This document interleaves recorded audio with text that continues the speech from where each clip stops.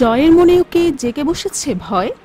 শেখ হাসিনা পতনের পর বড় বড় কথা বলা জয় এখন হাওয়াহীন বেলুনের মতো চুপসে গেছে। তাকেও আর খুব একটা দেখা যাচ্ছে না পর্দায়।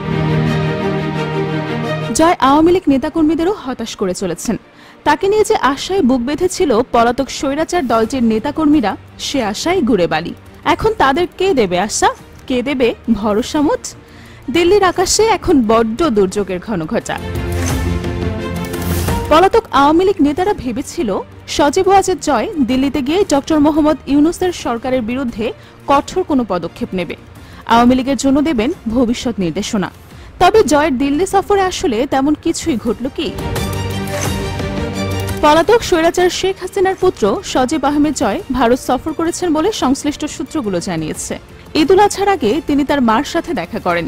হাসিনা বর্তমানে দিল্লিতে আত্মনির্বাসনে রয়েছেন। তার সঙ্গে ঈদ উদযাপন করতে ভারতে যান জয়। নাম প্রকাশে অনিচ্ছুক সূত্রগুলো জানিয়েছে, গত অগাস্টে ছাত্র জনতার গণ অভ্যুত্থানে আওয়ামী লীগ সরকারের নাটকীয় পতনের পর হাসিনা ভারতে পালিয়ে যান। বর্তমানে তিনি ভারতের রাজধানীর কেন্দ্রস্থলে একটি নিরাপদ বাড়িতে অবস্থান করছেন। জয় মার্কিন নাগরিক, তার বাংলাদেশে পাসপোর্ট নেই।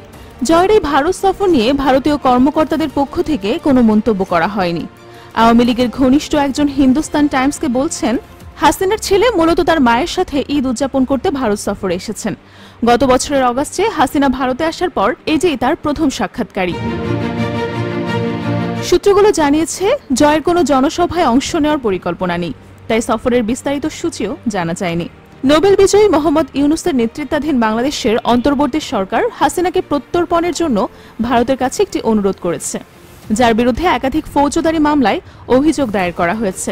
চলতি মাসের শুরুর দিকে বাংলাদেশের আন্তর্জাতিক অপরাধ ট্রাইব্যুনাল গত বছর বিক্ষোভকারীদের উপর পুলিশি দমন পীড়নের নির্দেশ দেওয়ার জন্য হাসিনাকে অভিযুক্ত করেছে এবং 16 জুন তাকে ট্রাইব্যুনালের সামনে হাজির করার নির্দেশ দিয়েছে। বর্তমানে ভারত সরকার এবং বাংলাদেশের তত্ত্বাবধায়ক প্রশাসনের মধ্যে সম্পর্ক সর্বনিম্ন পর্যায়ে রয়েছে। নানা ইস্যুতে ভারতের নাক গলানির কারণে মোকাবেলায় ঢাকার পদক্ষেপ নিয়ে দুই পক্ষের মধ্যে মতবিরোধ দেখা দিয়েছে।